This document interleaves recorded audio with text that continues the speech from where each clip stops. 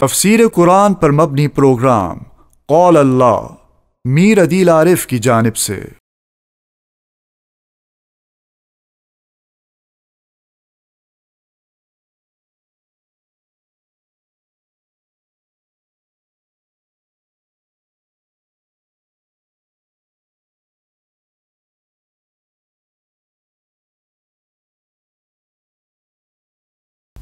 بسم اللہ الرحمن الرحیم۔ پروگرام قال اللہ میں آج ہم انشاءاللہ سورہ مائدہ کا 13واں رکوع ترجمے اور تفسیر کے ساتھ پڑھیں گے۔ علی حسب ترتیب سب سے پہلے 13ویں رکوع کا لفظی ترجمہ ہوگا اور اس کے بعد اس کی تشریح اور تفسیر ہوگی۔ اعوذ باللہ من الشیطان الرجیم، بسم اللہ الرحمن الرحیم۔ یا ایھا الذین آمنوا، اے ایمان والو، لیبلونکم اللہ بشیء، اللہ تبارک و تعالیٰ ضرور تمہارا امتحان لے گے، بشیء من الصید، کسی چیز کے ساتھ، شکار کے، تنالہ ایدیکم، کہ اسے پالے گے تمہارے ہاتھ اس کو پہنچ جائے گے، تمہارے ہاتھ اسے پالے گے، ورماحکم، اور تمہارے نیزے، لیعلم اللہ، تاکہ اللہ تعالیٰ جان لے، من یخافہ بالغیب، کہ کون اس سے ڈرتا ہے بن دیکھے۔ فمن اعتدی، پس جو شخص حد سے آگے بڑھا، بعد ذالک، اس کے بعد، فلہ عذاب علیم، اس کے لیے دردناک عذاب ہے۔ یا ایھا الذین آمنوا، اے ایمان والو، لا تقتلوا الصید، قتل مت کرو شکار کو، انتم حرم، اس حال میں کہ تم احرام میں ہو، ومن قتلہ منکم متعمدا، اور جو اسے شکار کو قتل کرے تم میں سے جان بوجھ کر، فجزاء مثل ما قتل من النعام، تو بدلے میں دے اس کے جو اس نے قتل کیا ہے، من النعام، چوپائے میں سے، یحکم بہ ذوی عدل منکم، اور اس کے مثل ہونے کا فیصلہ تم میں سے 2 عادل آدمی کریں، ہدین، اور وہ جانور پہنچایا جائے، وہ جانور نیاز ہوگی، بالغ الکعبتی، جو کعبے تک پہنچائی جائے گی، او کفارۃ، یا کفارے میں طعام مساکین، مسکینوں کو کھانا کھلا دے، او عدل ذالک الصیام، یا اسی کے بقدر اور اس کے برابر روزے رکھ لے، لیذوق وبال امرہ، یہ کفارہ اس پر اس لیے لازم کیا گیا تاکہ یہ اپنے کام کا اور اپنے اس عمل کا سزا چکھ لے۔ عفا اللہ عما سلف، اللہ نے معاف کیا جو انہوں نے پہلے کیا، ومن عاد، اور جو شخص دوبارہ اعادہ کرے گا، فینتقم اللہ منہ، سو اللہ تعالیٰ اس سے انتقام لے گا، اللہ تعالیٰ اسے سخت عذاب دے گا، واللہ عزیز ذو انتقام، اور اللہ تعالیٰ غالب انتقام لینے والے ہیں۔ احل لکم صید البحر، تمہارے لیے حلال کیا گیا ہے سمندر کا شکار، وطعامہ، اور اس کا کھانا، متاعا لکم، تمہارے لیے کھانا ہے، تمہارے لیے فائدے کی چیز ہے، وللسیارۃ، اور قافلے کے لیے، مسافروں کے لیے، وحرم علیکم صید البر، اور حرام کیا گیا ہے تم پر خشکی کا شکار، ما دمتم حرما، جب تک تم احرام کے اندر ہو، واتقوا اللہ، اللہ سے ڈرو، الذی الیہ تحشرون، وہ اللہ جس کی طرف تمہیں جمع کیا جائے گا۔ جعل اللہ الکعبۃ البیت الحرام، اللہ تعالیٰ نے کعبے کو احترام والا، کعبہ جو کہ احترام والا گھر ہے، اسے بنایا قیاماً للناس، لوگوں کے قیام کا ذریعہ، والشہر الحرام، اور حرمت والے مہینوں کو بھی اللہ نے بنایا، والہدی، اور ہدی کے جانور کو بھی اللہ نے بنایا، والقلائد، اور گلے میں ڈالے جانے والے پٹوں کو بھی اللہ تعالیٰ نے لوگوں کے قیام کا ایک ذریعہ بنایا، ذالک لتعلموا، یہ اس لیے کہ تاکہ تم جان لو، ان اللہ یعلم ما فی السماوات وما فی الارض، کہ اللہ تبارک و تعالیٰ بے شک جانتے ہیں ہر اس چیز کو جو آسمانوں میں ہے اور جو زمین میں ہے، وَأَنَّ اللَّهَ بِكُلِّ شَيْءٍ عَلِيمٌ، اور بے شک اللہ ہر چیز کو جاننے والے ہیں۔ اعلموا ان اللہ شدید العقاب، جان لو بے شک اللہ سخت عذاب دینے والے ہیں، وَأَنَّ اللَّهَ غَفُورٌ رَحِيمٌ، اور بے شک اللہ بخشنے والے، رحم کرنے والے بھی ہیں۔ مَا عَلَى الرَّسُولِ إِلَّا الْبَلَاغُ، رسول پر نہیں ہے مگر پہنچا دینا، واللہ یعلم ما تبدون، اور اللہ جانتے ہیں جو تم ظاہر کرتے ہو، ما تکتمون، اور جو تم چھپا رہے ہو۔ قل کہہ دیجئے لا یستوی الخبیث والطیب، ناپاک اور پاک برابر نہیں ہو سکتے، ولو اعجبک کثرۃ الخبیث، اگرچہ تجھے تعجب میں ڈال دے، حیرت میں ڈال دے خبیث کی کثرت۔ فاتقوا اللہ، اللہ سے ڈرو، یا اولی الالباب، اے عقل مندو، لعلکم تفلحون، شاید کہ تم لوگ فلاح پا سکو۔ یہاں پر سورہ مائدہ کا 13واں رکوع مکمل ہوا اور اس کی 100 آیتیں یہاں پر تام ہوئی۔ سورہ مائدہ کے اس رکوع سے پہلے والے رکوع میں اللہ تعالیٰ نے شراب، جوئیں اور غیر اللہ کی عبادت کی جگہوں پر جانور کو ذبح کرنا وغیرہ ان کی حرمتوں کو ذکر کیا تھا، اور اس چیز کو بیان کیا تھا کہ جس چیز کو اللہ نے حرام کیا اسے حلال نہ کرو، جس کو حلال کیا اسے حرام نہ کرو۔ اب یہ جو حرام چیزیں تھی، شراب ہو گیا، جوا ہو گیا، یا غیر اللہ کی ذبح کی جگہ پر ذبح ہونے والے جانور وغیرہ ہو گئے، تو یہ ایسی چیزیں تھی کہ جو بذات حرام تھی، امر عارض کی وجہ سے ان کی حرمت نہیں تھی، اور ان کی حرمت ہر جگہ ہے، خواہ وہ حل کے اندر ہو، خواہ حرم کے اندر ہو، خواہ حالت احرام ہو، خواہ حالت احرام کی نہ ہو، خواہ سردی گرمی کا موسم ہو، مشرق مغرب کا موسم ہو، شمال جنوب ہو، دنیا کا کوئی بھی خطہ ہو، تو شراب حرام ہے، جوا حرام ہے، اور بتوں کی جگہ پر ذبح کرنا اور بدفعلی اور فعل وغیرہ کے لیے جو ہے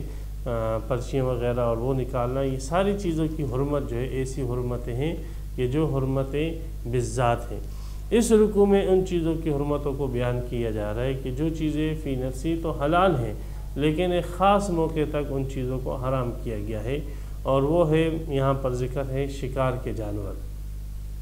جب انسان احرام باندھ لیتا ہے، عمرے یا حج کی نیت سے تلبیہ پڑھ لیتا ہے، تو وہ شرعاً محرم ہو جاتا ہے۔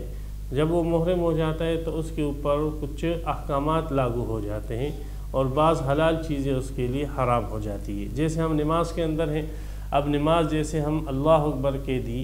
تو اب نماز شروع ہونے کے بعد ہمارے اوپر کھانا پینا جیسے حرام ہو جاتا ہے، اسی طریقے سے یاد رکھیں کہ حالت احرام کے اندر بھی بعض حلال چیزیں حرام ہو جاتی ہیں۔ تو ان چیزوں کی حرمت وہ دائمی اور بالذات نہیں ہوتی ہے، وہ حرمت ان کی موقت ہوتی ہے، ایک خاص وقت کے ساتھ محدود ہوتی ہے، اور وہ حرمت ان کی جو ہے ایک خاص حالت کے ساتھ ہوتی ہے، پھر بعد میں وہ حرمت جب وہ حالت ختم ہو جاتی ہے تو پھر وہ حرمت بھی اس کی ختم ہو جاتی ہے۔ تو وہ پیچھے جن چیزوں کا ذکر تھا وہ محرمات ابدی تھیں، اور یہ ایسی محرمات ہیں جو موقت ہیں، اور پیچھے جو محرمات ہیں وہ بالذات ہیں، اور یہ جو محرمات ہیں یہ بالعرض ہیں۔ تو اس مناسبت سے ان محرمات کو یہاں پر ذکر کیا۔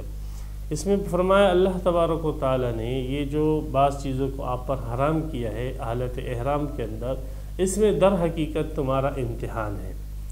کہ دیکھا جائے اللہ تبارک و تعالیٰ لوگوں پر یہ بات ظاہر کرانا چاہتے ہیں کہ دیکھو یہ بندے جو ہے یہ جنت کے مستحق ہیں، یا یہ بندے جو ہے جہنم کے مستحق ہیں۔ اللہ تعالیٰ تو جانتا ہے کہ کون جنت کا مستحق ہے اور کون جہنم کا مستحق، لیکن مخلوق کے سامنے اور خود اس شخص کے سامنے یہ بات جو ہے دلیل کے طور پر واضح ہو کر آ جائے کہ واقعی میں جنت کا مستحق ہونا چاہیے یا جو ہے مجھے جو ہے جہنم کا مستحق ہونا چاہیے۔ تو یہ ایک اس کا ایک ٹیسٹ ہے، ایک اس کا امتحان ہے، اور اس امتحان میں اگر یہ کامیاب ہو جاتا ہے تو اللہ کی رضا اور جنت اس کو ملے گی، اور اگر یہ اس امتحان میں ناکام ہوتا ہے تو پھر اللہ تبارک و تعالیٰ کے عذاب کے یہ مستحق ٹھہرے گا۔ تو اس لیے یہ چیزیں جو اللہ تعالیٰ نے حرام کی ہے حلال وقتی طور پر، یہ ایک قسم کا امتحان ہے اور ایک قسم کا اس کا جائزہ اور ٹیسٹ ہے کہ امتحان میں کامیاب ہوتا ہے یا ناکام۔ تو فرمائے اے ایمان والو لیبلونکم اللہ، اللہ تبارک و تعالیٰ ضرور ضرور تمہارا امتحان لے گی، تمہاری آزمائش کرے گی، بشیء من الصید، بشیء معمولی چیز کے ساتھ، یعنی جو امتحانات اللہ تبارک و تعالیٰ لیتے ہیں وہ کوئی بھاری چیزوں کے ساتھ نہیں لیتے۔ اللہ تبارک و تعالیٰ نے جو امتحان لیے ہیں وہ امتحان معمولی چیزوں کے ساتھ لیتے ہیں، اگرچہ فی نفسی ہمیں وہ بڑی بھاری چیزیں لگ رہی ہوں، لیکن در حقیقت وہ معمولی چیزیں ہیں۔ اللہ تبارک و تعالیٰ اگر چاہتے تو اس سے بھی سخت چیز میں ہمیں آزماتے اور اس سے بھی سخت چیز کے ساتھ ہمارا امتحان لیتے۔ تو بشیئن اللہ تعالیٰ تمہارا معمولی امتحان لے گی، من الصید، وہ معمولی امتحان کیا ہے؟ من بیان کے لیے من الصید، شکار کے ساتھ آپ کا امتحان لے گی۔ شکار عرب کے ہاں جو ہے ایک مرغوب غذا بھی تھی اور ایک ان کے لیے جو ہے مطلب ذریعہ بھی تھا، آمدنی کا ذریعہ شکار کر کے یہ لوگ اپنی گزر بسر شکاری حضرات کیا کرتے تھے۔ تو یہ ایک مرغوب چیز تھی ان کی شکار، تو اس لیے یہاں پر فرمایا من الصید، اس شکار کے ذریعے اللہ تبارک و تعالیٰ تمہاری جو ایک مرغوب چیز ہے اس کے ذریعے سے اللہ تعالیٰ آپ کا چھوٹا سا امتحان لے رہے ہیں۔ صید کا اطلاق جو ہے شکار پر ہوتا ہے، برابر بات ہے کہ وہ شکار ایسا ہو کہ اس کا گوشت کھانا شرعاً حلال ہو، جیسے ہرن ہے، یا اس کا گوشت جو ہے وہ کھانا حلال نہ ہو، جیسے شیر ہو گیا، بھیڑیا وغیرہ ہو گئے، کھانا جو ہے وہ حلال نہیں ہے، لیکن ان کے قتل کو شکار کہا جاتا ہے۔ تو یہ جو ٹیسٹ ہوگا ہر قسم کے جانور کے ساتھ، خواہ ان کا گوشت کھایا جاتا ہو یا ان کا گوشت نہ کھایا جاتا ہو۔ تنالہ ایدیکم ورماحکم، یہ اس ٹیسٹ کے اندر تھوڑی سی جو ہے سختی آ جائے گی، اور تھوڑا سا جو ہے اس ٹیسٹ کے اندر آپ کے ایمان کی قوت کو جانچا جائے گا کہ یہ جو شکار ہوگے یہ آپ کی دسترس میں ہوگے، اور آپ کے اتنے قریب ہوگے کہ آپ ہاتھ بڑھا کر ان شکاروں کو پکڑ سکو گے، اور یہ شکار آپ کے اتنے قریب ہوگے کہ آپ آسانی سے اسلحے کے ذریعے سے ان کا شکار کر سکو گے، اپنے نیزوں کے ساتھ ان کا شکار کر سکو گے۔ تو یہ ایک تو شکار کے ذریعے سے ٹیسٹ ہے، اور دوسرا ٹیسٹ یہ ہے کہ یہ شکار بالکل آپ کے قریب اور دسترس میں ہوگا۔ جیسے روایتوں میں آتا ہے کہ جب صحابہ کرام حدیبیہ کے عمرے کی قضا کرنے کے لیے جا رہے تھے، احرام باندھا ہوا تھا، تو جانور ان کے قریب گھوم پھر رہے تھے، اور وہ جانور جن کو کھایا جاتا ہے وہ ان کے بالکل دسترس میں تھے، لیکن انہوں نے کسی جانور کے ساتھ چھیڑخانی نہیں کی، اور کسی جانور کو جو ہے انہوں نے کچھ بھی نہیں کہا، اور اپنے احرام کو انہوں نے شکار کے اس امتحان میں اپنے احرام کو بالکل محفوظ رکھا ان چیزوں سے، اور اس امتحان کے اندر انہوں نے 100 میں سے 100 بٹا نمبر حاصل کیے، کامیاب ہوئے۔ تو ایک تو امتحان یہ ہے کہ یہ شکار کے ساتھ آپ کا امتحان ہوگا، اور دوسرا یہ ہے کہ یہ شکار ایسا ہوگا جو آپ کے دسترس میں ہوگا۔ تنالوا ایدیکم، پھر فقہاء نے اس میں یہ بھی لکھا ہے کہ شکار کے اندر جیسے یہ جانور داخل ہے جن کا گوشت کھایا جاتا ہے یا نہیں کھایا جاتا، اسی طریقے سے جو شکار کے اجزاء ہے وہ بھی اس میں داخل ہے، اور ان میں سے جیسے انڈے ہو گئے، تو فقہاء نے ذکر کیا ہے کہ حالت احرام کے اندر شکاری جانوروں کے انڈے یہ بھی جو ہے اگر کوئی حالت احرام میں اس کو اتارتا ہے، گھونسلے سے کھاتا ہے، تو یہ جائز نہیں ہے۔ احکام القرآن میں جساس رازی رحمۃ اللہ نے لکھا ہے کہ ایک دیہاتی جو ہے کہیں سے شکاری جانور کے 5 انڈے کچھ اٹھا کے لائے نبی اکرم صلی اللہ علیہ وسلم کے پاس، تو آپ علیہ الصلوۃ والسلام نے اسے سمجھایا کہ ہم حالت احرام میں ہیں، اور حالت احرام کے اندر یہ چیزیں جو ہے وہ جائز نہیں ہوتی۔ تو فرمایا لیعلم اللہ من یخافہ بالغیب، یہ جو اللہ تبارک و تعالیٰ نے تمہاری آزمائش کی ہے، لیعلم اللہ، لیعلم کے معنی علامہ زمخشری نے تفسیر کشاف میں کی ہے، لیمیز اللہ، تاکہ اللہ تبارک و تعالیٰ جدا فرما دے، ممتاز فرما دے، اور دیگر حضرات نے یہ معنی کی ہیں لیعلم اللہ، تاکہ اللہ تبارک و تعالیٰ جان لے، مطلب لیار اللہ، جیسے مقاتل ابن حیان نے اس کا ترجمہ یہ کیا ہے لیعلم اللہ، تاکہ اللہ تعالیٰ دیکھ لے، اس لیے کہ پہلے ایک چیز علم میں ہوتی ہے، دیکھنا تو تب ہوگا جب وہ چیز جو ہے وجود میں آ جائے، وہ عمل وجود میں آ جائے۔ تو بہرحال دونوں ترجمے صحیح ہے، لیعلم کا معنی لیمیزہ کے ساتھ کریں، یا لیعلم کا معنی جو ہے لیارا کے ساتھ کریں، دونوں ترجمے صحیح ہیں، تاکہ اللہ جان لے یا اللہ تعالیٰ ممتاز کر دے۔ من یخافہ بالغیب، اس شخص کو ممتاز کر دے جو اللہ تعالیٰ سے ڈرتا ہے بن دیکھے، غائبانہ طور پر اللہ تعالیٰ سے دیکھا نہیں ہے اللہ تعالیٰ کو، لیکن پھر بھی اللہ تبارک و تعالیٰ کی پکڑ سے ڈرتا ہے، اللہ تبارک و تعالیٰ کے ہونے کو مانتا ہے، اللہ تبارک و تعالیٰ کے اپنے اوپر دسترس کو یقین رکھتا ہے، اللہ سبحانہ و تعالیٰ کے اپنے آپ کو دیکھنے پر اس کا یقین ہے کہ اللہ مجھے دیکھ رہا ہے۔ تو خود اس نے ناخدا کو دیکھا، نہ اللہ تبارک و تعالیٰ کے ساتھ اس نے کوئی بات چیت کی، گفتگو کی، بن دیکھے وہ اللہ تبارک و تعالیٰ کے ان احکامات کو مان رہے۔ اور یہی ہے اصل ایمان، کہ بن دیکھے رسول کے کہنے پر اللہ سبحانہ و تعالیٰ کو مان لینا۔ جیسے ایسے نہیں جیسے ملحدین لوگ کہتے ہیں کہ ہمیں اللہ دکھا دو، اور اللہ تعالیٰ جب تک ہم نہیں دیکھیں گے تب تک ہم اس پر ایمان نہیں لا سکتے۔ تو یہ ان لوگوں کی ایمان سے جو ہے جہالت کی دلیل ہے کہ حقیقی ایمان تو ہے ہی وہ کہ جو اللہ سبحانہ و تعالیٰ کے اوپر بالغیب ہو، بن دیکھے ہو۔ فمن اعتدی بعد ذلک فلہ عذاب علیم، پس جو اس میں تجاوز کرے گا، حد سے اور زیادتی کرے گا، اس کے لیے دردناک عذاب ہے۔ اب یہ بات صحابہ کرام سے کہی جا رہی ہے جو کہ اس امت کا ایک مقدس طبقہ ہے، اس امت کے اولیاء کا سرخیل ہے، چوٹی کے اولیاء کرام ہیں صحابہ کرام، ان حضرات سے، اور خاص کر پھر جو حدیبیہ والے حضرات تھے ان کے متعلق تو نبی اکرم صلی اللہ علیہ وسلم نے فرمایا کہ جنہوں نے بیعت رضوان کے اندر حصہ لیا وہ سارے کے سارے جنتی ہیں۔ ان سے یہ کہا جا رہا ہے کہ اگر تم نے بھی اس میں کمی کوتاہی کی تو تم دردناک عذاب کے مستحق ہوگی۔ تو اس میں ان جھوٹے لوگوں کی تردید ہو جاتی ہے کہ جو یہ سمجھتے ہیں کہ ہم جو ہے اب اللہ کے حکموں سے آزاد ہیں، اور اللہ تبارک و تعالیٰ کے احکامات ہم اگر پورے نہ بھی کریں تو بھی اس میں کوئی حرج کی بات نہیں ہے، اس لیے کہ اللہ تبارک و تعالیٰ کے ان احکامات سے ہم بہت آگے نکل چکے ہیں، اب ہم بڑے درجے پر پہنچ چکے ہیں، اور اس درجے پر ہم ان احکامات کے مکلف نہیں رہتے۔ تو اس قسم کے عقائد رکھنے والا شخص زندیق ہے اور دائرہ اسلام سے خارج ہے۔ تو صحابہ کرام سے کہا جا رہا ہے کہ اگر تم نے بھی زیادتی کی اس حکم کے اندر تو تم عذاب علیم ملے گا۔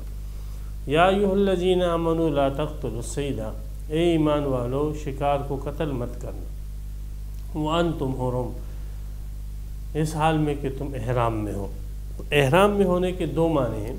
ایک تو یہ کہ تم احرام کے اندر ہو چکے ہو، تم احرام میں داخل ہو چکے ہو، اور دوسرا معنی یہ کہ تم حرم شریف کے اندر ہو۔ تو دونوں معنی صحیح ہیں۔ حالت احرام کے اندر ہو تو بھی شکار کرنا آپ کے لیے حرام ہے، آپ ہل کے اندر ہو اور شکار بھی ہل کے اندر ہے، اور اگر آپ حرم شریف کے اندر ہو تو بھی شکار آپ کے اوپر حرام ہے، اگرچہ آپ حلال ہو اور آپ حالت احرام کے اندر نہ ہو۔ تو اگر آپ حالت احرام کے اندر ہو اور شکار ہل کے اندر ہے پھر بھی آپ پر حرام ہے، اور اگر آپ حرم شریف کے اندر ہو تو شکار کرنا آپ پر حرام ہے، اگرچہ آپ جو ہے حلال ہو اور آپ حالت احرام کے اندر نہ ہو۔ تو انتم حرم کے دونوں معنی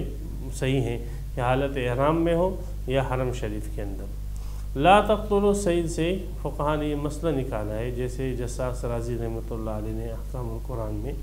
فرماتے، اس سے معلوم ہوا کہ اگر حالت احرام کے اندر جو محرم حاجی یا عمرہ کرنے والا شخص حالت احرام کے اندر شکار کو ذبح کرتا ہے، شکار کو، پالتو جانور کو نہیں، شکار کو اگر وہ ذبح کرتا ہے تو وہ مذبوحہ مردار ہو جاتا ہے، اس لیے کہ اللہ تبارک و تعالی نے اس کو قتل فرمایا ہے نہ کہ ذبح، اور جانور جو حلال ہوتا ہے وہ ذبح سے حلال ہوتا ہے نہ کہ قتل سے حلال ہوتا ہے۔ تو لا تقتلوا الصید کے اندر یہ مسئلہ بتلا دیا کہ حالت احرام میں اگر کسی شخص نے شکار کے جانور کو قتل کر دیا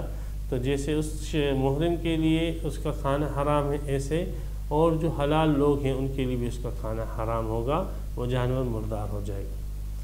وَمَنْ قَتَلَهُ مِنْكُمْ مُتَعَمِّدًا، اور اس شکار کو جس نے قتل کیا تم میں سے متعمداً جان بوجھ کر، فَجَزَاءٌ، یہ ہم پر جان بوجھ کر کی قید جو ہے یہ جمہور حضرات کے نزدیک اتفاقی ہے۔ اتفاقی کا مطلب یہ ہے کہ یہاں پر یہ حکم عمد کے ساتھ خاص نہیں ہے، بلکہ اگر جان بوجھ کر قتل کرے یا خطاً قتل کرے، بہر صورت جو ہے دونوں صورتوں میں اس کے اوپر یہ آگے جو کفارہ ہے وہ لازم آئے گا۔ آیت میں متعمداً کے لانے کا فائدہ کیا ہے؟ تو فرمایا کہ آیت میں بعض علماء نے تو یہ فرمایا کہ آیت میں متعمد کا حکم بیان کیا گیا ہے اور حدیث میں جو ہے وہ خطا کا حکم بیان کیا گیا ہے۔ حضرت عبداللہ ابن عباس رضی اللہ تعالیٰ کی روایت تبری میں فرماتے ہیں کہ اگر تم جانور کو خطاً بھی قتل کر دو تب بھی تم پر کفارہ لازم آئے گا۔ تو متعمداً کی جو قید لائی ہے یہ آگے جو وعید ایک آ رہی ہے جو ومن عاد فینتقم اللہ منہ، اس کے ترتب کے لیے متعمدن کی قید کو لایا ہے، جیسے جساس رحمۃ اللہ علیہ نے فرمایا ہے۔ تو اگر کوئی تم میں سے جان بوجھ کر قتل کر دے جانور کو، فجزاء، اس کے اوپر لازم ہے بدلہ، مثل ما قتل، مثل اس کے جو اس نے قتل کیا، من النعام، جانور میں سے، تو مویشی میں سے، یعنی جو اس نے جانور قتل کیا ہے تو اس جانور کی قیمت لگائی جائے گی، اور اس کی قیمت کون لگائے گا؟ فرمایا یحکم بی ذوی عدل منکم، اس کی قیمت کے متعلق فیصلہ کرے گے دو عادل آدمی۔ تو دو عادل آدمی یہ فیصلہ کرے گے کہ یہ جو اس نے شیر مارا ہے یا بھیڑیا مارا ہے یا اس نے کوئی جو ہے ہرن ماری ہے، اس کی کتنی قیمت ہوگی۔ تو جتنی بھی اس ہرن کی مثال کے طور پر قیمت انہوں نے لگا دی کہ اس ہرن کی قیمت جو ہے وہ 10,000 روپے ہوگی، اس علاقے میں جہاں پر بھی اطراف کے اندر دو ایسے آدمی جو سمجھدار جیسے ہوں اور ان باتوں کو سمجھتے ہوں، تو ان دو آدمیوں کو لایا جائے گا اور وہ یہ فیصلہ کرے گی۔ تو دو عادل آدمی جو ہے وہ فیصلہ کریں، مثلا انہوں نے ہرن کی قیمت لگا دی کہ اس ہرن کی قیمت جو ہے وہ 10,000 روپے ہے، تو اس قیمت پر پھر آپ جو ہے ایک جانور خرید لو گے، خواہ وہ جانور جو ہے وہ بکری ہو، خواہ وہ جانور گائے ہو، 10,000 روپے میں جو بھی جانور آپ کو دستیاب ہو تو آپ وہ جانور لے لو گے، اور پھر اس جانور کو ہدی بنا لو گے، یعنی وہ جانور کے جو حرم شریف میں جا کر ذبح ہوتا ہے تو وہاں پر اس کو ذبح نہیں کرو گے، پھر اس کو آپ حرم بھیج دو گے تاکہ وہ حرم شریف کے حدود کے اندر ذبح ہو، ہدیم بالغ الکعبۃ، اس کو نیاز بنا کر کعبے کی طرف بھیج دو گے تاکہ وہاں پر وہ ذبح ہو۔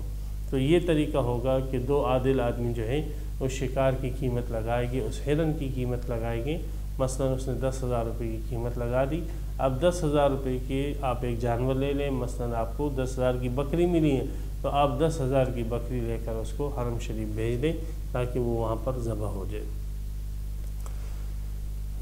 یہ دو آدمیوں کی قیمت لگانا، دو آدمی یہ کہ جو ہے یہ اولویت کے لیے، اگر دو آدمی دستیاب نہیں ہیں تو ایک آدمی نے بھی اگر قیمت لگا دی تو فقہا فرماتے ہیں کہ اس کی گنجائش ہے، کوئی حرج کی بات نہیں ہے، ایک آدمی بھی قیمت لگا سکتا ہے، دو آدمیوں کی قیمت لگانا یہ زیادہ پختگی اور وثوق کے لیے، تو یہ قیمت لگا دیں۔ ہاں اگر جانور جو ہے وہ ایسا ہے کہ جس کا گوشت نہیں کھایا جاتا، جیسے مثلا شیر ہو گیا، اب اس کی قیمت کسی نے لگا دی 1,00,000 روپے، تو بہر صورت جو جانور جو ہے غیر معقول ہے، جس کا گوشت نہیں کھایا جاتا ہے، تو یہ جتنا بھی قیمتی ہو اس پر بکری سے زیادہ جو ہے دم اور کفارہ نہیں ہوتا، آخری جو واجب ہوتا ہے وہ بکری ہے، بکری سے بڑھ کر جو ہے غیر معقول جانوروں کا بدلہ جو ہے وہ واجب نہیں ہوتا۔ تو یہ قیمت لگائی جائے گی اس جانور کی، اور دو عادل آدمی قیمت لگائیں گے، پھر اس قیمت پر آپ جو ہے جانور خرید کر اس کو بیچ دو گے نظر بنا کر بالغ الکعبۃ، کعبے کی جانب۔ کعبے سے مراد یہاں پر حرم شریف ہے، حرم شریف کی حدود میں وہ پہنچے گے اور وہاں پر اس کو ذبح کیا جائے گا۔ او کفارۃ طعام مساکین، یا مسکینوں کو کھانا دے دو کفارے میں، مسکینوں کو کھانا دے دو۔ کتنے مساکین کو کھانا دے دیں؟ تو جتنی دو عادل آدمیوں نے قیمت لگائی ہے اس جانور کی، تو جتنی اس کی قیمت بنی ہے اس قیمت پر جتنا کھانا آتا ہے اس حساب سے مساکین، صدقۃ الفطر، یعنی ایک مسکین کو کم از کم جو ہے وہ صدقۃ الفطر کے حساب سے پیسے ملنے چاہیے۔ مثال کے طور پہ انہوں نے اس ہرن کی قیمت جو ہے 1,000 روپے لگائی اور صدقۃ الفطر جو ہے 200 روپے ہیں، تو گویا کہ وہ 5 جو ہے مسکینوں کے درمیان آپ نے وہ 1,000 روپے تقسیم کرنے ہیں، 5 مسکینوں کے درمیان آپ نے 1,000 روپے تقسیم کرنے ہیں، اور اگر آپ نے ایک مسکین کو ہی وہ دے دیے تو بھی اس کی گنجائش ہے، لیکن فقہاء کرام میں سے بہت ساروں کا یہ مسلک ہے کہ ہر مسکین کو الگ الگ دیں، یا ایک مسکین کو ایک دن دے، پھر دوسرے دن اس کو پھر دیں، پھر تیسرے دن، تو بہتر یہ ہے کہ مساکین بہت سارے مسکینوں کے درمیان وہ کھانا تقسیم ہو۔ تو جتنی بھی اس کی قیمت لگی ہے اس قیمت کے حساب سے آپ جو ہے مساکین پر اس کو تقسیم کریں، اور اس انداز سے تقسیم کریں کہ فی مسکین جو ہے وہ صدقۃ الفطر کے مطابق اس کا حصہ آ جائے۔ جیسے آسان مثال میں نے دے دی کہ قیمت لگا دی گئی 1,000 روپے ہرن کی، تو 1,000 روپے میں جو ہے وہ مثال صدقۃ الفطر 200 روپے بنتا ہے، تو اس میں 5 مسکینوں کا حصہ ہو جائے گا، تو آپ فی مسکین جو ہے وہ 200 روپے ان کو دے دیں۔ او عدل ذالک صیاما، یا اسی کے بقدر آپ جو ہے روزے رکھ لیں۔ اسی کے بقدر کا مطلب یہ ہے کہ جتنے مسکینوں کا کھانا بن رہا ہے اور جتنے مسکینوں کا صدقۃ الفطر بن رہا ہے تو اسی کے بقدر آپ روزے رکھ لیں۔ جیسے ابھی ہم نے مثال دی کہ ہرن کی قیمت انہوں نے لگائی 1000 روپے، تو جب 1000 روپے اس نے قیمت لگائی تو 1000 روپے جب ہم نے صدقۃ الفطر میں تقسیم کیے تو وہ 5 مسکینوں کو پورا ہو رہا تھا، تو مطلب یہ ہو گیا کہ 5 مسکینوں کو 1000 روپے آ رہا تھا۔ تو اب یہ جو روزے رکھے گا اس کے بدلے اگر یہ چاہتا ہے کہ میں قربانی نہ کروں اور میں مساکین کو بھی پیسے نہ دوں تو پھر یہ اس کے بدلے جو ہے 5 دن روزے رکھے گا، او عدل ذالک صیاما، یا اس کے برابر یہ روزے رکھے گا۔ تو یہ 3 سزا اس کو دے دی، یا تو اختیار ہے ان تینوں کے اندر، یا تو جو ہے وہ جانور کو ذبح کرے، ہدی کو ذبح کرے، یا جو ہے مساکین کو اس کے پیسوں کے حساب سے پھر کھانا کھلائے، یا جو ہے اس کے حساب سے پھر روزے رکھے۔ یہ تینوں میں اس کو اختیار ہے۔ او یہاں پر تخیر کے لیے لیذوق وبال امرہ، یہ سزا اس کو اس لیے دی گئی ہے تاکہ یہ اپنے اس معاملے کے وبال کو اور اپنے اس معاملے کی سزا کو چکھ سکے۔ عفا اللہ عما سلف، اللہ نے معاف کیا جو لوگوں نے پہلے کیا، وہ معاف کر دیا اللہ نے پہلے، یعنی اس حکم کے آنے سے پہلے جو کیا تھا یا علم ہونے سے پہلے جو لوگوں نے کیا اللہ نے معاف کیا۔ ومن عادا، اور جو دوبارہ لوٹے گا یعنی جاننے کے بعد اور حکم کے آنے کے بعد، فینتقم اللہ منہ، تو اللہ تعالیٰ اس سے انتقام لے گے، اللہ تعالیٰ اس کو سخت عذاب دے گی۔ انتقام کے معنی علامہ خازن نے کیے ہیں العذاب الشدید کے ساتھ، کہ اللہ تعالیٰ اس کو سخت عذاب دے گی۔ واللہ عزیز ذو انتقام، اللہ کے سزا سے بچ نہیں سکتا، اس لیے کہ اللہ غالب ہے، بدلہ لینے والا ہے۔ اب یہ سفر جو ہے بعض مرتبہ خشکی کے اندر ہوتا ہے اور بعض مرتبہ سمندر میں حج اور عمرے کا سفر ہوتا ہے۔ تو خشکی میں تو یہ ہے کہ اگر زاد راہ میں کمی ہو تو پھر بھی انسان کو بستیوں میں اور دیگر جگہوں پر اس کا کوئی نعم البدل یا کوئی چیز، درخت یا پھل یا وغیرہ کوئی بھی چیز ایسی ہو جاتی ہے جو غذائیت کا کام دیتی ہے اور اس کا نعم البدل کے طور پر جو ہے اس کو وہ چیزیں مل جاتی ہے، لوگ جو ہے صدقہ خیرات کر دیتے ہیں ایسے لوگوں کے اوپر۔ لیکن سمندری سفر کے اندر مسئلہ یہ ہے کہ سمندری سفر میں اگر غذا کے اندر قلت ہو جائے تو پھر اس کے علاوہ اور کوئی راستہ نہیں ہوتا کہ وہ سمندر سے جو ہے وہ سی فوڈ کو یعنی جو ہے سمندر سے مچھلی وغیرہ کو شکار کیا جائے۔ اس لیے اللہ تبارک و تعالیٰ نے سمندری سفروں کے اندر اجازت دے دی، اور اللہ تعالیٰ نے ایسی اجازت دے دی کہ اس کو ضرورت پر بھی محمول نہیں رکھا بلکہ مطلقاً اجازت دے دی۔ فرمایا اگر سمندری سفروں کے اندر آپ ہو اور سمندری سفروں میں آپ اگر مچھلی کا شکار کرتے ہو حالت احرام کے اندر تو کوئی حرج کی بات نہیں ہے، آپ حالت احرام میں سمندری مچھلیوں کی، سمندری جانوروں کا شکار کر سکتے ہو۔ تو فرمایا احل لکم صید البحر، حلال کی گئی ہے تمہارے لیے سمندر کا شکار، وطعامہ، اور اس کا کھانا، متاع لکم، تمہارے فائدے کے لیے، وللسیارۃ، اور مسافروں کے فائدے کے لیے یہ تمہارے لیے اللہ نے حلال کر دی۔ شکار کرنا سے جو ہے یہ مصدر ہے، فعل ہے بمعنی کام کرنا، شکار کرنا، اور طعام سے مراد یہاں پر اس کا کھانا ہے، اور کھانے سے مراد یہاں پر امام صاحب فرماتے ہیں صرف اور صرف مچھلی مراد ہے، اس لیے کہ نبی اکرم صلی اللہ علیہ وسلم نے فرمایا احلت لنا میتتان، ہمارے لیے 2 مردار اللہ نے حلال کی ہیں، ان میں سے ایک ٹڈی ہے اور دوسری مچھلی ہے۔ تو سمندری جانوروں میں سے فقہ حنفی کے اندر صرف اور صرف جو ہے مچھلی حلال ہے، باقی جانور جو ہے اس کے اندر داخل نہیں۔ تو احل لکم صید البحر وطعامہ، دوسرا معنی یہ کیا گیا ہے اس کا کہ احل لکم صید البحر، صید بمعنی مصید کے کیا گیا ہے، یعنی سمندری شکار، وہ جانور جس کا شکار کر لیا جائے، تو اللہ تعالیٰ نے وہ شکار شدہ جانور جو سمندری شکار شدہ جانور ہے وہ تمہارے لیے حلال کیا ہے۔ وطعامہ، اور طعامہ کا مطلب صحابہ کرام نے بتلایا کہ سمندر خود اس کو جو ہے پھینک دے باہر، من قذفہ البحر میتا، جیسے ابو بکر وغیرہ کے قول جو ہے منقول ہیں کہ جس کو سمندر خود باہر پھینک دے، تو جس مچھلی وغیرہ کو سمندر باہر پھینک دے، آپ شکار کر لو، شکار کر کے مچھلی پکڑ لو، یہ بھی آپ کے لیے حلال ہے۔ وطعامہ، اور وہ سمندر خود اس کو اٹھا کر باہر پھینک دے تو وہ شکار بھی آپ کے لیے حلال ہے۔ تو دونوں قسم کے شکار آپ کے لیے حلال ہے۔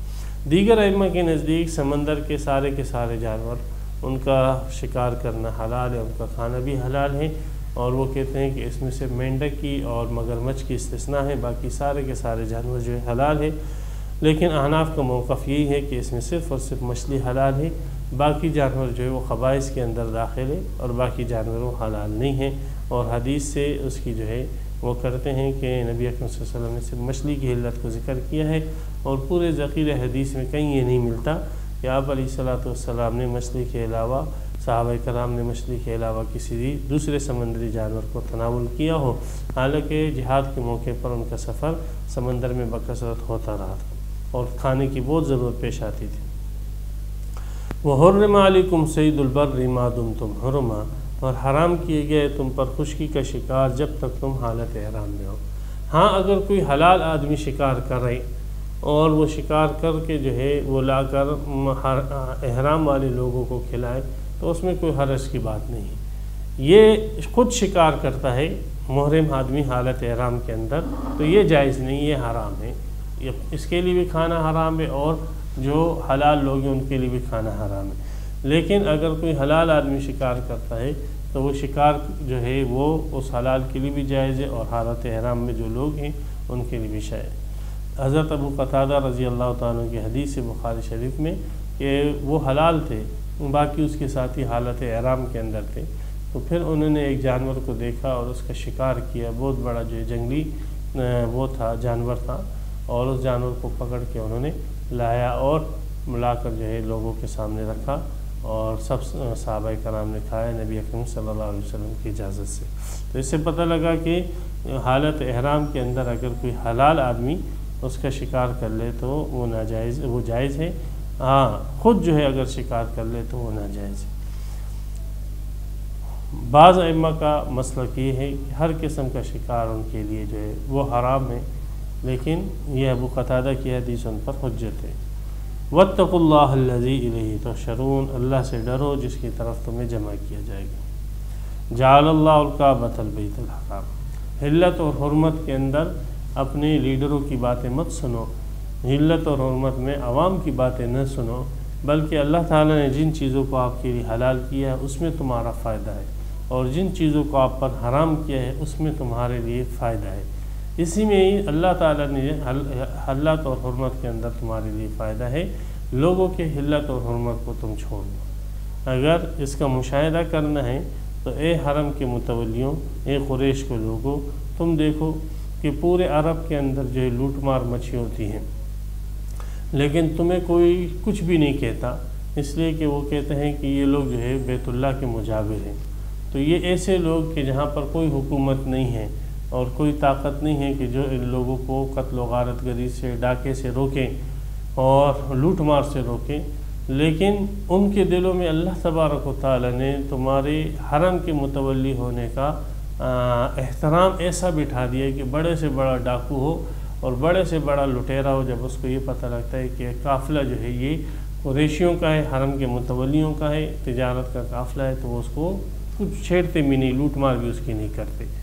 تو یہ دیکھو اللہ تبارک و تعالیٰ نے ہی ان کے دلوں میں احترام پیدا کیا ہے۔ تو اللہ تبارک و تعالیٰ تمہارے فائدوں کو خوب جاننے والا ہے، انسان جو ہے تمہارے فائدوں کو اتنا نہیں جانتا جتنا اللہ جانتا ہے۔ پھر اشہر حرم جو تھے، خاص کر عرب کے لیے یہ 4 مہینے جو ہے، یہ ذی القعدہ، ذی الحجہ اور محرم اور رجب، یہ 4 مہینے ایسے اللہ تعالیٰ نے لوگوں کے دلوں میں ان کا احترام ڈال دیا کہ اس میں کوئی شخص دوسرے کو قتل نہیں کرتا، اگر کوئی اپنے باپ کے قاتل کو بھی دیکھ لیتا تو بھی اس کو کچھ نہیں کہتا۔ تو یہ احترام اللہ کی طرف سے ان کے دلوں میں ڈالا گیا، جس کی وجہ سے ان 4 مہینوں کے اندر ان کی کھل کر تجارت ہوتی تھی اور کھل کر لوگوں کا آنا جانا ہوتا تھا بغیر کسی خوف اور خطرے کے۔ تو یہ کون تھا جنہوں نے اس کے دلوں میں 4 مہینے کا احترام ڈالا؟ یہ اللہ کی ذات تھی، اللہ ہی تمہارے فائدوں کو سمجھتا ہے۔ اسی طرح اللہ ہی نے ہدی کے جانوروں کا احترام ان کے دلوں میں ڈالا۔ ہدی ان جانوروں کو کہتے ہیں جس کو بیت اللہ اور حرم شریف کی حدود میں جو ہے ذبح کرنے کے لیے لے جایا جاتا ہے، تو ان کا احترام اللہ تعالیٰ نے ان کے دلوں میں ڈالا۔ اسی طرح قلائد وہ لوگ وہ حاجی اور عمرے والے جو کہ ہار وغیرہ پہن لیتے تھے اس بات کی علامت کے طور پر کہ ہم حج اور عمرہ کرنے جا رہے ہیں، تو ایسے لوگوں کا بھی ڈاکو وغیرہ ان کے قافلے کو کچھ نہیں کہتے تھے۔ تو ان ڈاکو لٹیروں کو اور ان جو ہے قتل و غارت گری کے خوگر لوگوں کے دلوں میں ان چیزوں کا احترام ڈالنے والی ذات کون تھی؟ وہ اللہ ہی کی ہے، اور اسی اللہ نے ان چیزوں کو حلال کیا اور ان کو حرام کیا ہے، لہذا اللہ کے فیصلوں پر اعتماد کرو، اور جن چیزوں کو اللہ نے حلال کیا ان کو حلال سمجھو، جن کو حرام کیا ان کو حرام سمجھو۔ تو یہ فرمایا جعل اللہ الکعبۃ البیت الحرام، بیت الحرام کعبے کی صفت ہے، اور اس کی وضاحت کے لیے ہے اس لیے کہ قبیلہ خثعم والوں نے بھی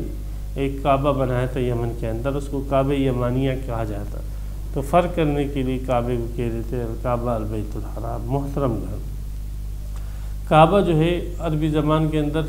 چار جو برابر کونوں والا کمرہ ہو اس کو کعبہ کہا جاتا ہے، تو بیت اللہ کے چار کونے جو ہے وہ برابر ہے، اس لیے اس کو کعبہ کہا جاتا تھا۔ قیام للناس، یہ لوگوں کے قیام کا ذریعہ ہے، قیام اس میں مصدر ہے، اور مطلب یہ ہے کہ یہ لوگوں کی بقا اور قیام کا ذریعہ ہے۔ تو اس کی بقا اور قیام کیسے؟ جیسے ابھی میں بتلا چکا کہ ان لوگوں کو کوئی شخص بھی ان کے ساتھ تعارض نہیں کرتا، اور یہ کھل کر جو ہے کاروبار کرتے، ورنہ اگر لوگ ان کے در پہ ہو جاتے اور لوگوں کے دلوں میں بیت اللہ کا احترام نہ ہوتا تو کہیں پر بھی پھر ان لوگوں کے لیے معاش وغیرہ کا انتظام نہ ہوتا، اور یہ بھوکوں مر جاتے یا مکہ کو چھوڑ جاتے۔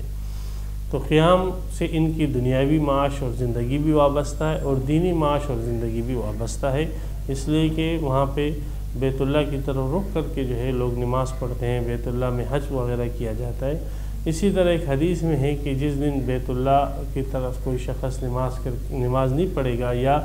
کوئی جو ہے بیت اللہ کی حج کرنے والے نہیں ہوں گے،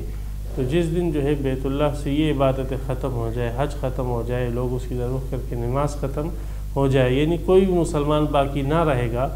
تو بیت اللہ کا یہ حق ادا کرنے والا کوئی باقی نہ رہے گا، تو اس دن پھر یہ دنیا سمیٹ دی جائے گی اور اس دنیا میں قیامت واقع ہو جائے گی۔ تو قیام للناس، لوگوں کے قائم رہنے کا ایک ذریعہ اللہ نے بنایا ہے، اور اسی طرح حرمت والے مہینوں کو بھی ذریعہ بنایا، اور ہدی کے جانور کو بھی بنایا، اور گلے کے پٹوں کو بھی۔ تو گلے کے پٹوں سے مراد وہ جانور ہیں کہ جن کے اور وہ انسان ہیں کہ جن کے گلوں میں وہ پٹے ہوتے تھے، جو علامت ہوتے تھے کہ حج یا عمرے کے لوگ۔ ذالکہ، تو یہ وضاحت آپ کو یہ اس لیے کی گئی ہے تاکہ لتعلموا، تم جان لو کہ اللہ تبارک و تعالیٰ جو حکم مقرر کرتے ہیں تو وہ اللہ کا حکم پختہ ہوتا ہے۔ انسانوں کا جو حکم ہوتا ہے وہ محض اپنے جو ظاہری اور اس وقتی حالات ہوتے ہیں ان کے تناظر میں وہ ایک حکم مقرر کرتے ہیں۔ یہ وجہ ہے کہ انسانوں کے احکامات جو ہے پھر اس وقت کی تبدیلی سے ختم ہو جاتے ہیں، بخلاف اللہ کے احکامات کے کہ اللہ تعالیٰ تو آسمانوں اور زمینوں کا جاننے والا ہے، مستقبلوں کا جاننے والا ہے، تو اس کا جو بھی حکم ہوگا وہ مضبوط اور پختہ ہوگا۔ اور یاد رکھو کہ یہ جو تمہیں حکموں کی فائدے بیان کیے جا رہے ہیں تو اس کا ترغیب دی جا رہی ہے، تو اس کے مطلب نہیں کہ ان حکموں کو ماننا آپ کے اختیار میں ہے، چاہو تو مانو چاہو تو نہ مانو، نہیں، اللہ تبارک و تعالیٰ کے حکموں کو اگر نہیں مانو گے سخت عذاب کے اندر مبتلا ہوگے۔ ہاں، اگر اللہ کے حکموں کو مانو گے تو اللہ آپ کو غفور رحیم ہے، آپ کو اس کا بڑا اجر دے گا۔ باقی رسول کا کام جو ہے یہ نہیں ہے کہ آپ لوگوں کے اوپر حکم کو منوائے اور آپ کو گن پوائنٹ کے اوپر جو ہے نمازیں پڑھائے اور اللہ کے حکموں کا پابند کریں، بلکہ رسول کا کام یہ ہے کہ وہ اللہ کا پیغام آپ تک پہنچا دیں، اور باقی جو تم ظاہر کر رہے ہو اور جو تم چھپا رہے ہو اللہ تعالیٰ سب جانتا ہے۔ جو تم یہ ظاہر کرتے ہو کہ ہم نماز پڑھ رہے ہیں لیکن دل کے اندر تم نہیں مانتے ہو اللہ تعالیٰ کو، جیسے منافقین ہوتے ہیں، تو سب چیزیں اللہ تعالیٰ جانتے ہیں۔ قُلْ لَا يَسْتَوِي الْخَبِيثُ وَالطَّيِّبُ، اب آپ کہو گے کہ اللہ کے حکم ماننے والے تو بہت کم ہیں اور اللہ کے نافرمانی کرنے والے بہت زیادہ ہیں، تو اللہ فرماتے ہیں کہ بالکل بہت ہیں، اور وہ جو ہے خبیث جو ہے وہ زیادہ ہے اور طیب جو ہے یہ بہت تھوڑے ہیں، لیکن پھر بھی یہ برابر نہیں ہو سکتے، یہ کبھی بھی دونوں برابر نہیں ہو سکتے۔ اگر گٹر کا پانی ہو وہ ٹینکی بھر کر ہو اور ایک گلاس صاف شفاف پانی ہو تو کوئی بھی عقل مند آدمی دونوں کو برابر نہیں کہے گا، اور وہ شفاف ایک گلاس پانی کو گٹر کے اس سے ٹینکی بھرے پانی کے اوپر وہ ترجیح دے گا۔ تو اسی طریقے سے جو خبیث عقیدے والے اور خبیث عمل والے لوگ ہیں، اگرچہ ان کی کثرت ہو لیکن ان کی کثرت جو ہے وہ سب ان کی کوئی حیثیت نہیں ہے۔ اصل حیثیت تو اس شخص کی ہے کہ جو اللہ کے بتائے ہوئے احکامات کے مطابق زندگی گزارے۔ وَلَوْ أَعْجَبَكَ كَثْرَةُ الْخَبِيثِ، اگرچہ تجھے خبیث چیز کا کثرت و تعجب کے اندر ڈال لے، اس لیے کہ ان چیزوں کی کثرت انسان کو تعجب میں ڈال دیتی ہے کہ اتنی بڑی جماعت جو ہے وہ اللہ کی نافرمان ہے، تو یہ کیسے ہو سکتا ہے۔ یہیں سے لوگ جو ہے نا گمراہی شروع ہوتی ہے کہ جب وہ دیکھتے ہیں اتنے سارے لوگ جو ہے ایک رخ کے اوپر اور ایک دیگر کے اوپر چل رہے ہیں، تو یہیں سے پھر ان لوگوں کی تقلید وہ شروع کر دیتا ہے، اور شیطان ذہن میں یہ وسوسہ ڈال دیتا ہے کہ یار اتنے سارے لوگ جو ہے جہنم میں جائیں گے، اتنے سارے لوگ جو ہے گمراہ ہیں، یہ کیسے ہو سکتا ہے، لہذا ان کا جو راستہ یہ صحیح ہے۔ تو وہ دلیل کے بجائے جو ہے کثرت کو معیار بنا کر پھر اس صف کے اندر شامل ہو کے جانوروں کی طرح ان کے پیچھے چلنا شروع کر دیتا ہے۔ اللہ تعالیٰ فرماتے ہیں کہ آپ نے کثرت کو نہیں دیکھنا ہے، آپ نے دلیل کی قوت کو دیکھ کر جو ہے اس عقیدے اور اس نظریے اور جماعت کو اختیار کرنا ہے۔ فاتقوا اللہ، اللہ سے ڈرتے رہو عقل مندو، لعلکم تفلحون، تاکہ تم کامیاب ہو جاؤ۔ تو کامیابی اللہ کے احکامات کو ماننے پر ہے، خواہ وہ احکامات